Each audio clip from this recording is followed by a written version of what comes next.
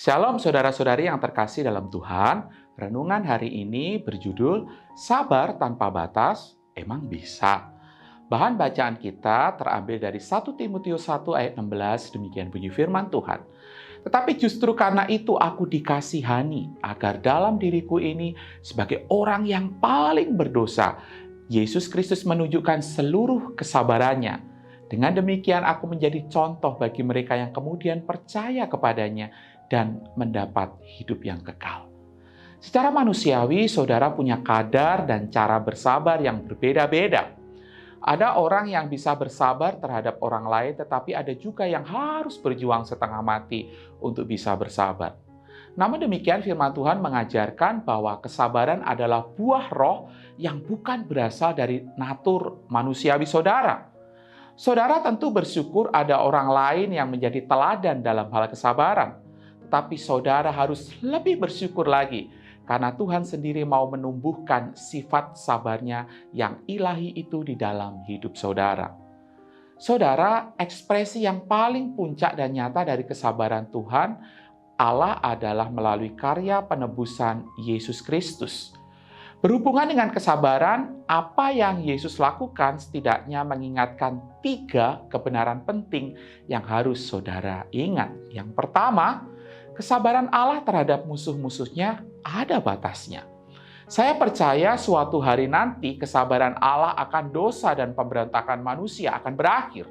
Suatu hari gerbang anugerah keselamatan akan ditutup rapat dan tidak akan dibuka lagi. Selama saudara berada di luar Kristus, saudara adalah musuh Allah. Oleh sebab itu, bila saat ini keselamatan masih terbuka bagi mereka yang mau berbalik dan percaya kepada Yesus, jangan pernah keraskan hati saudara. Yang kedua, kesabaran Allah terhadap anak-anaknya tidak ada batasnya. Bagi mereka yang sudah menjadi milik Yesus, memang betul saudara bisa mengalami didikan dan konsekuensi dosa. Saudara juga masih bisa mengalami akibat dosa dan penderitaan yang belum tentu disebabkan oleh dosa atau kesalahan saudara. Dalam hidup sehari-hari, saudara juga bergumul dan berperang melawan berbagai godaan entah dari dalam maupun dari luar diri saudara.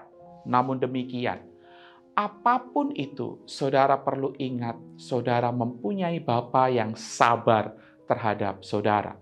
Apa yang Paulus ungkapkan di dalam 1 Timotius 1 ayat 16 tadi menegaskan, bagi saudara yang ada di dalam Kristus, saudara adalah objek utama kesabarannya yang sempurna.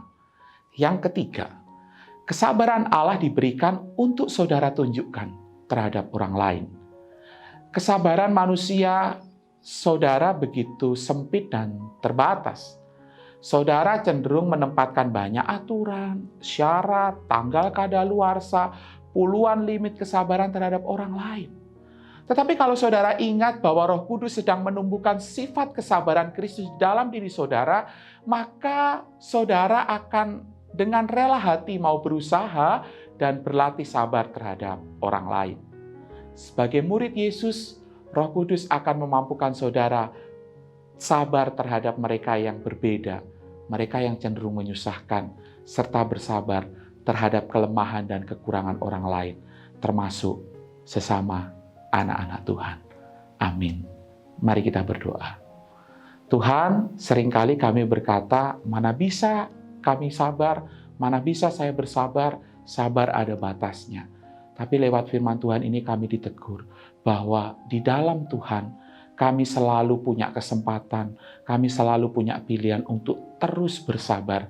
Sebab Engkau melalui karya Roh Kudus terus menolong kami, melatih kami, bahkan memberi kekuatan kepada kami untuk kami bisa bersabar, menanggung segala sesuatu, tekun menanggung segala sesuatu, bahkan memuliakan Engkau di atas segala sesuatu. Tolonglah kami Tuhan, untuk kami mewujudkan semuanya ini di dalam kehidupan kami. Bukan oleh karena kekuatan kami, tapi semata-mata oleh karena anugerah Tuhan yang menopang kami. Di dalam nama Yesus kami berdoa meminta hal ini, kami berdoa. Amin.